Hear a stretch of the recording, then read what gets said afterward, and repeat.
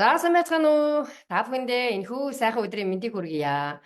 За өнөөдрийнхөө би зочинтой лайваараа Grip Coach Болроо коучгаа урьсан байгаа. За Болроо коучтэйгээ би урд нь 2 лайв битэр хийсэн байгаа. Энэ одоо 5 сарын үед байгаа. Дайтуула тэгээ гашуудлаа хэрхэн тайлдаг вэ? Одоо Америк Монгол харьцуулсан битэр юм 2 гоё лайв хийсэн байгаа. Тэрнийг минь үзэхийг хүсвэл би энэ одоо лайвынхаа дээр линкийг тавьчихнаа. За тэгээд юуны дөрөнд би болоотойгоо ярихын тулд би өөрийгөө товчхоныг танилцуулаад тэгээд хоёулаа би нэгэ танилцуулаад тэгээ хоёул өнөөдрийнхөө сэдв болох үндсэн сэдв рүүгээ орж ярилцах болно. За намайг Бямба гэдэг та бүхэндээ би Америк нэгдсэн улсын Чикаго хотоос мэдчилж байна. Тэгээд би Америк нэгдсэн улсад ирээд одоо 20 гаруй жил амьдарч байгаа. За би санхүү эдийн засгийн бакалавр зэрэгтэй энэ Америкт ирээд бизнесийн удирдлагын зэрэгээр магистрийн зэрэг хамгаалсан. За тэгээд Нара Томсон багшийнхаа үүсгэн байгуулсан Top Coach Academy би Midlife Empowerment Coach-оор төгссөн coach school байна. За тэгээ одоо энд би Америкт нөхөр 2 хүүгийнхээ хамт амьдардаг. За Болроо коуч за өөрийгөө нэг товчхон танилцуулаад хоёулаа өнөөдрийнхөө сонирхолтой сэдв рүү орё. Баярлалаа. За сайн байцгаана уу. Бямбагийнхаа Facebook найзуудад орой мэд хүргэе. За намайг Болроо гэдэг. Би одоо Бямбатайгаа адилхан топкочин Америк нэгдсэн улс төвтэй топкоч академиг одоо гашуудлын коуч буюу Grip коучоор төгсөөд ингээ ганцаарчлсан зөвлөгөө өгөөд бас бүлгийн сургалт хийгээд тэгээ хаалттай Facebook групп Болроо Grip коуч гэсэн хаалттай Facebook групп ажиллуулад явж байгаа.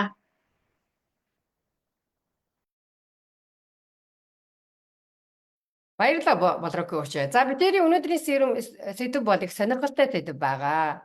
Та сөнөөгч хүч нөө эсвэл та бүтээгч нөө гэсэн тийм сэдв тавьсан байгаа. За Болроодоо тэгээд одоо энэ одоо та хэнийг одоо ямар хүнийг одоо та сөнөөгч нөө бүтээгч нөө гэж хэлээд байгаа вэ?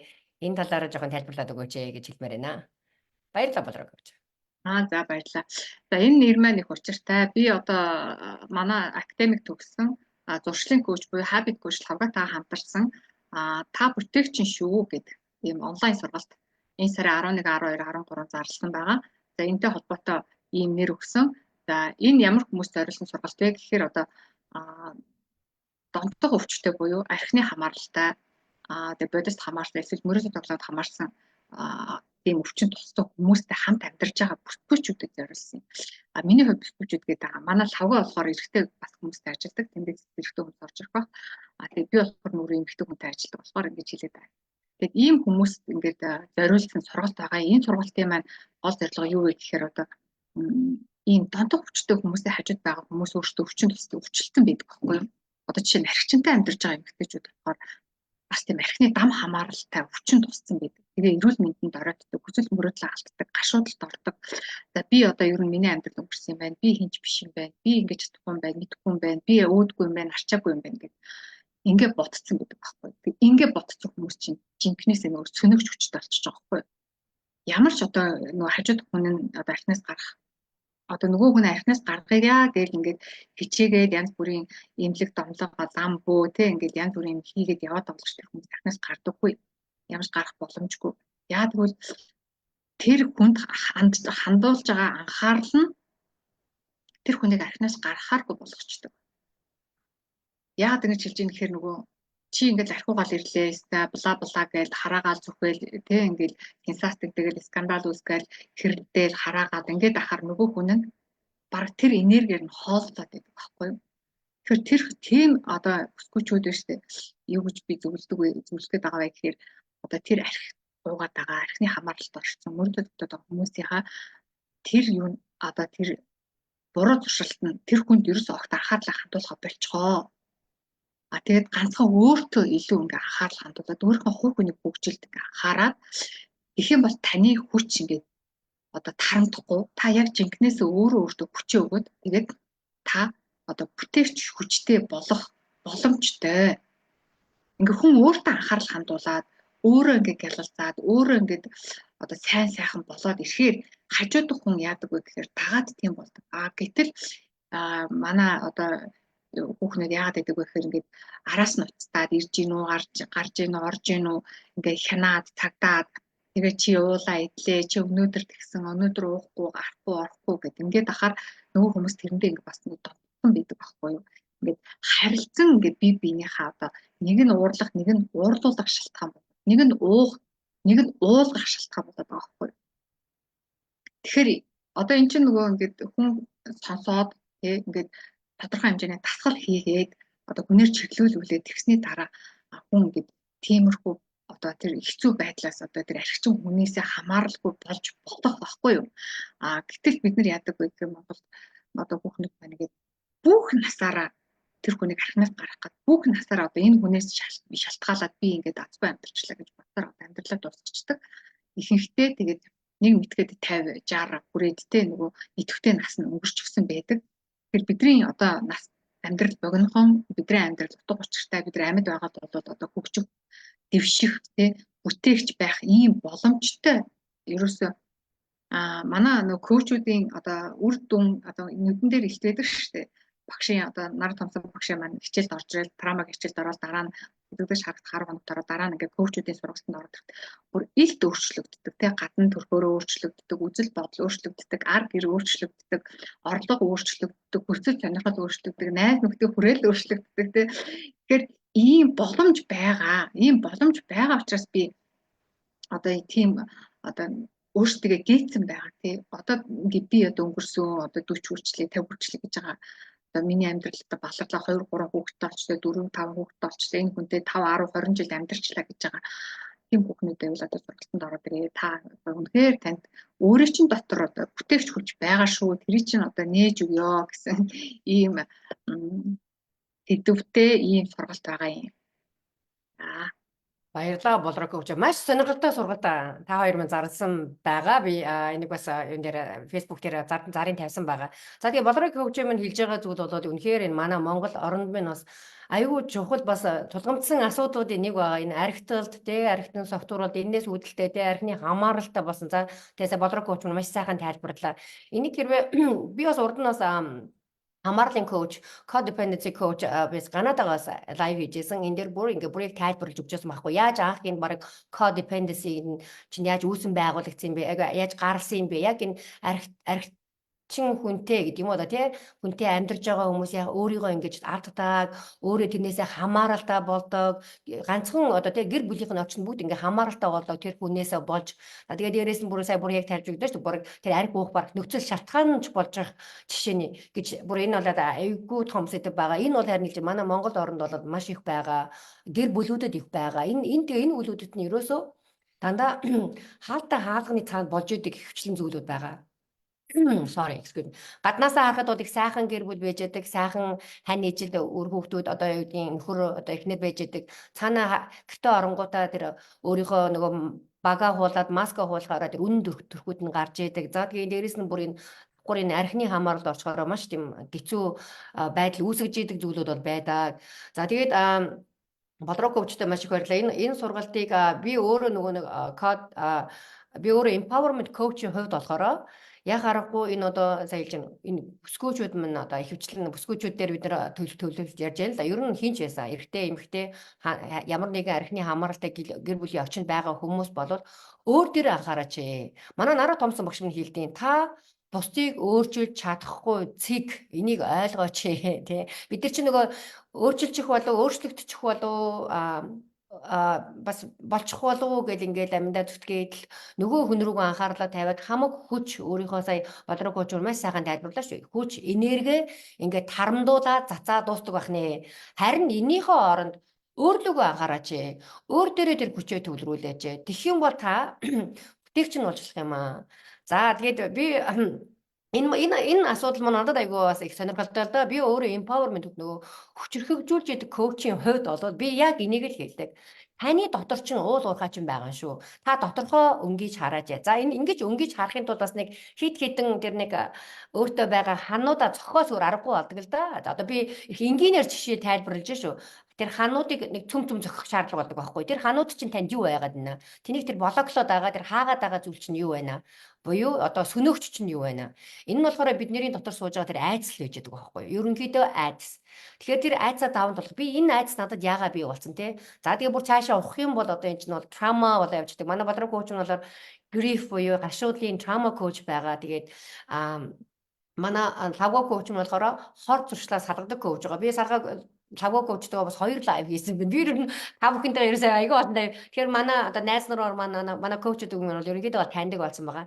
Инхээр яг тэр асуудалтай тулгарсан хүмүүстэй нь ингээд яагаад уулзраад тэгээ тэр асуудлыг шийдээд энэ хүмүүсийг тэр одоо асуудлуудыг зэгцлээд одоо бүр цаашлах юм бол тэр траумануудын нэмчлэг хүртэл асуудал энэ сургалтанд болох нэ. Тийм учраас ийм нөхцөл байгаа хүмүүс минь энэ сургалтанд заавалчгүй хамрагдаараа. Яагаад гэхээр бид бүхэн болж гинэ бүтэж гинэ л гэж яваад идгийн үнэндээ болвол за болроо коуч түрүүн маш чухал юм хэлжлээ. Бид бүхэн чинь энэ хорвоо ертөнд чинь тодорхой настайгаар ирсэн шүү дээ.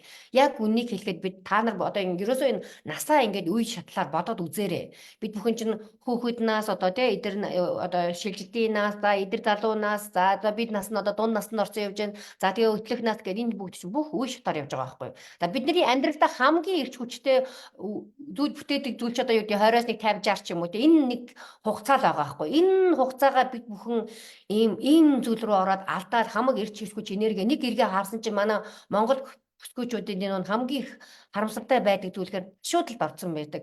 Харамссан байдаг. Би яагаад өдий хүртэл явчваа? Би яагаад энэ амьдралыг 20 30 жил одоо юу лээ төвчээд одоо гүрийгээд өнгөрөөч вэ гэж харамсаа сууж байдаг байхгүй юу. Тэгэхээр энэ зүйлээс хурдан түргэн гарах зүйл хүн зүг боломж нь бол ерөөсөө коучтэй мэрэгчлийн хүнтэй ажиллах байдаг юм шүү. За тэгээ болроо коуч минь энийг нэг дахиад нэг тодруулаад нэг дахиад нэг цаашаа яриад өгөөч ээ. Тэгээд яах аргагүй энэ хамааралд орчдөг юм байна. Тэгээд энэ хамааралд орсон хүмүүс хамгийн түрүүнд одоо яаж хамааралд орсноо мэдэх вэ? Тэ ийм зүйл ороод байгаа. Энэ хүмүүс чинь ерөөсөө мэдэхгүй del хамгийн гол нь болоод нь бүтээд байна гэж яваад байдаг байхгүй юу? За дээрээс манай монгол бүсгүүчүүдэд би дахиад нэг анхааруулад хийчих. Тийм гүргэр төвчээртэй тэрнийг их авьяа байгуулж ин гэж бодож явдаг юм билээ шүү. Та нэг их гүрийгээ төвчээрэл нөгөө сайн сайхын бочин төвччихэж энэ амьдралыг бий болгоод идэг. Бас энэ бас тийм одоо зөв одоо үзэл бодлын нэг гэдгийг бас нэг бодолцох одоо цаг хугацаа бид нар бас ирсэн байна л гэж харж байна. Баярлалаа болроо авч байгаа. За яагаад одоо ингэж ийм хүмүүс хамааралтай одоо архины хамааралтай хүнтэй ингэж хүмүүс суугаад тэрнтэйгээ 5 10 20 жил амьдарсан байдаг.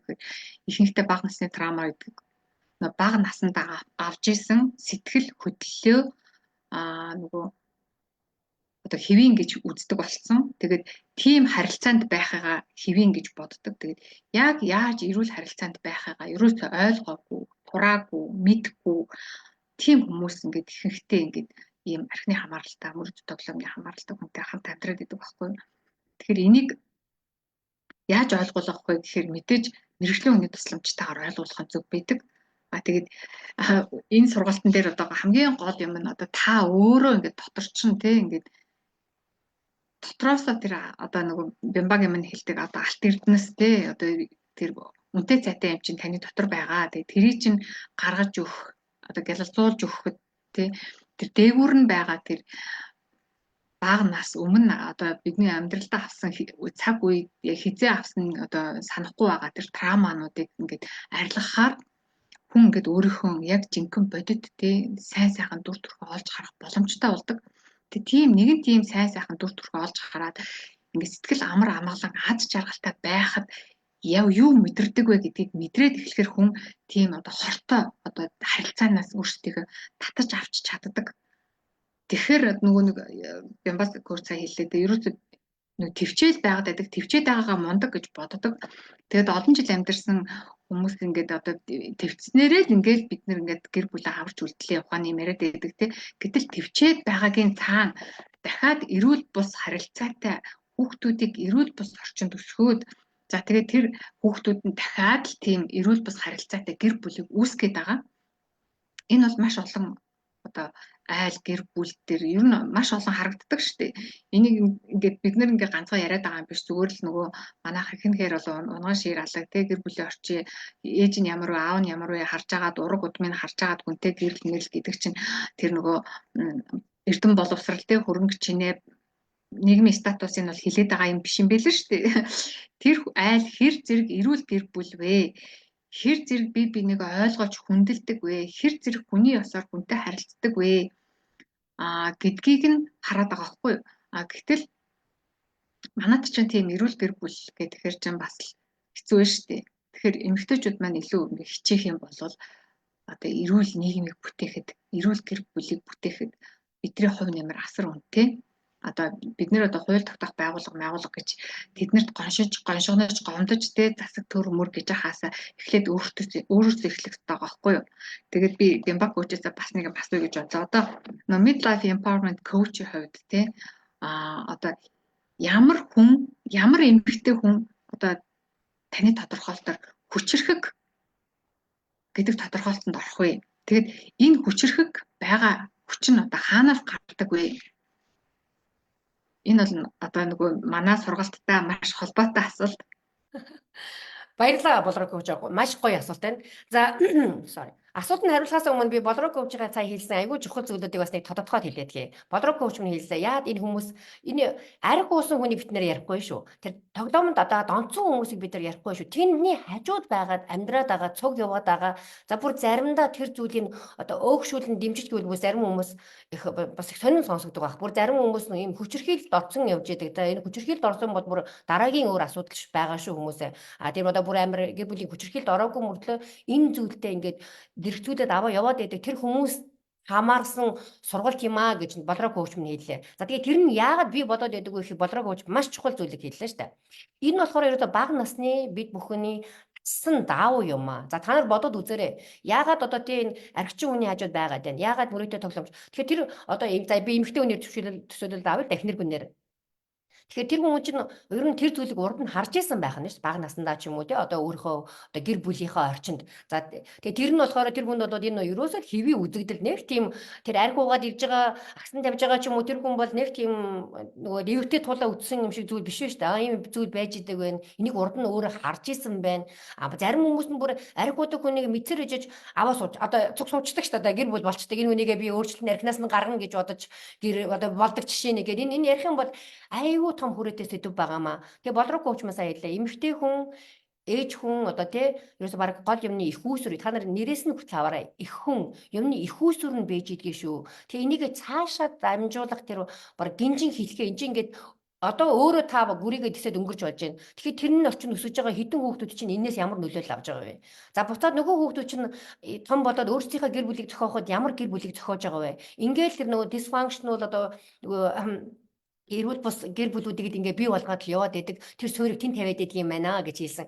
За одоо Болроо коучийн асуулт руу оръё. За тэр эмэгтэй хүн одоо яаж хүчрэхчдэг вэ? Энэ хүчрэх эмэгтэй хүнийг ямар хүнийг одоо ичрэхэг эмэгтэй хүн гэх вэ гэж та асуулаа. Болроо маань асуулаа. За энийг бол би өөрөө одоо би Наруу Томсон багштайгаа ажиллаад одоо жил хагас өнгөрч байна. Тэгээд би Наруу Томсон багштайгаа ерөөсөө би ажиллаж эхлээд ерөөсөө өөрлөгөө өнгөсөн хүн байгаа. Ерөөсөө Наруу Томсон багш минь манай коучуд маань ялгаагүй. Ерөөсөө өөрлөг доторлоо ч өнгөөлж байгаа маа. Танд ерөөсөө доторч л хамаг хүч чинь. За нөгөө талаар нь бас сүнөөгч чинь буюу тэр айдас чинь дотор чи явж идэг юм байна.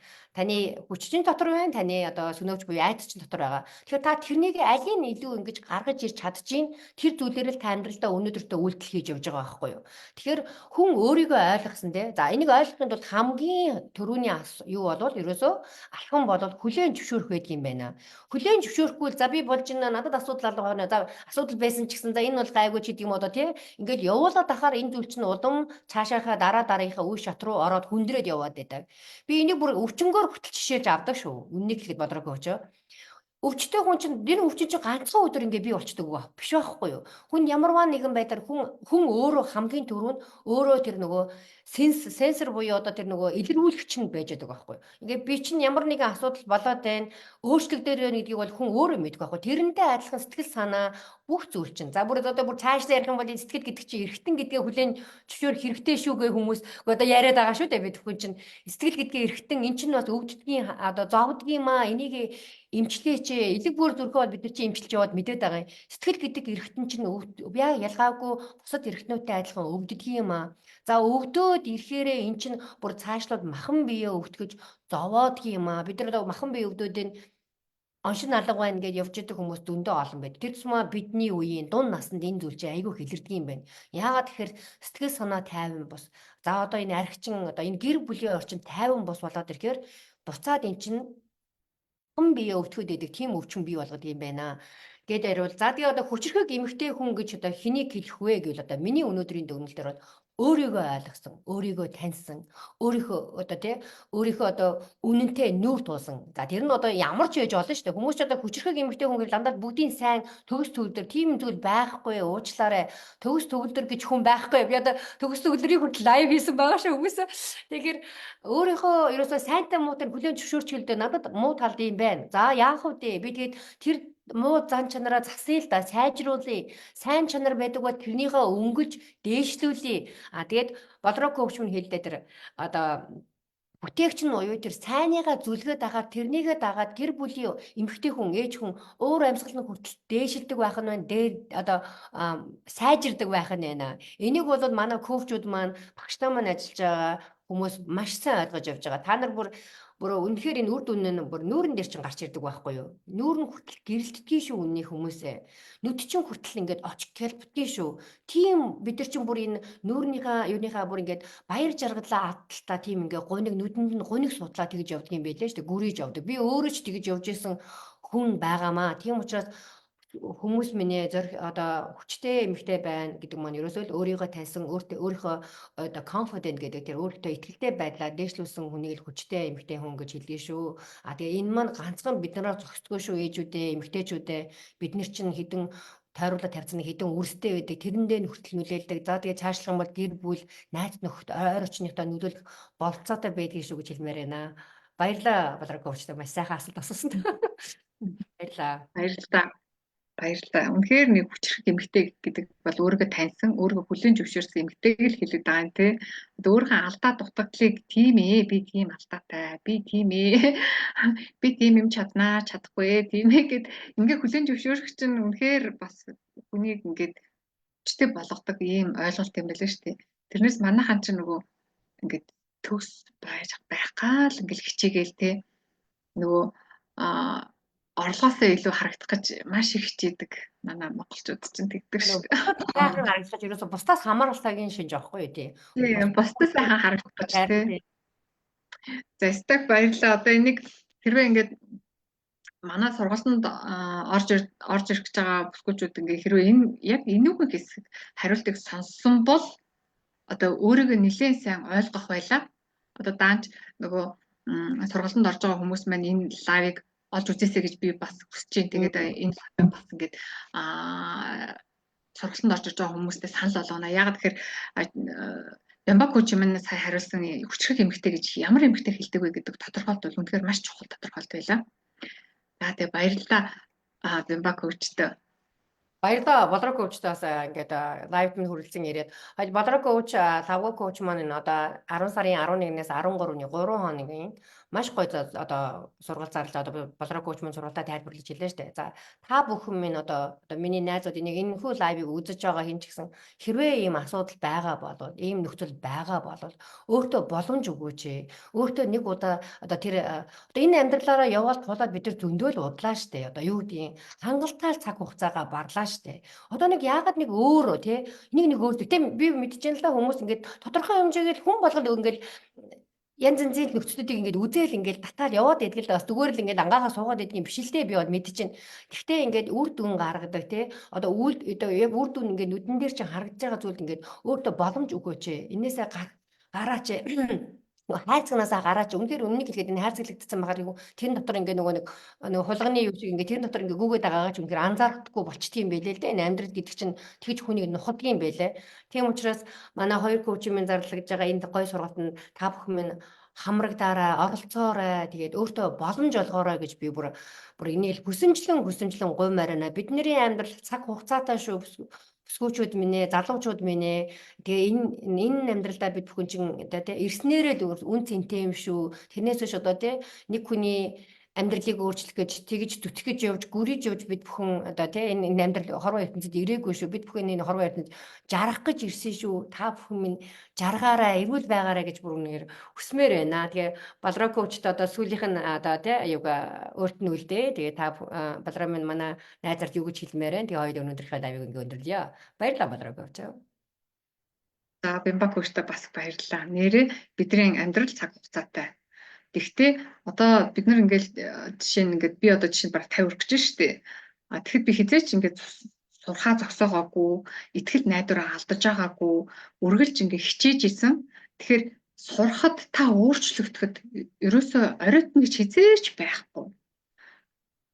Одоо би нэгэн л ингээд 40 хүрчлээ, 35 хүрчлээ. Энтэй одоо ингээд насаа бархан дээ. Одоо би энийг яаж өөрчлөх юм бэ? Одоо миний амьдралтай хэрэггүй болчлоо, утгагүй болчлоо. Ингээд дуусъя да гэж бодож байгаа болоогүй. Танд үргэлж боломж байдаг. Багшаа маань хэлдгээр та амьд байгаа л бол танд боломж байна л гэсэн үг. Тэгэхээр зүгээр хичээгээд үргэлж хичээж агаараа. Та ер нь бол хичээсээр ч байсан. Тэгэхээр хичээхээ хизээж битгий зогсоогоороо үргэлж боломж байгаа шүү гэж хэлмээр байна. За баярлалаа Бямба. Баярлалаа болроогүй өвч. Тэгээ хувь хүнийхээ хөгжилд хөрөнгө оруулалт оруулаарай. Тэр бол ерөөсөө хамгийн одоо best буюу хамгийн сайн хөрөнгө оруулалт байдгийм байх шүү. Тэгээ өөрөө л нөгөө нэг хүн өөрөө чадж байж л тэгээ өөрөө хүчрхэг болж ижил бусдад туслана, бусдыгаа одоо тий сайн сайхан амьдрахад болцоо олгоно шүү. За баярлалаа болроогүй өвч. Тэгээд лайв минь хүрэлцэн ирээд өөрийнхөө цаг завыг зарцуулсан үнэхээр их талархлаа. Тэгээд та хоёртаа одоо сургалтанд нь амжилт хүсье. Тэгээд хамгийн сайн сайхан бүхний хүсье өрөөё. Баярлалаа болроогүй өвч. Баярлалаа. За баяртай. Сайхан амраарай.